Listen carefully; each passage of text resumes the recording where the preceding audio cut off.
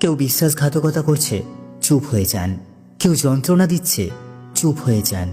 কেউ অনেক ভালোবাসার পরও প্রাপ্যটা দেয়নি, চুপ হয়ে যান। কোনো মানুষ অনেক অপমান করছে, চুপ হয়ে যান। কেউ ঠকিয়ে গেছে, চুপ হয়ে যান। কেউ আপনাকে নিয়ে তুমুল মিথ্যা দোষারোপ করছে, চুপ হয়ে যান।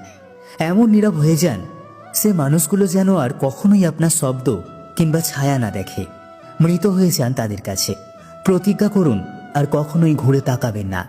শুধু এই প্রতিজ্ঞাটা করতে পারলে আপনি কষ্ট পাবেন না।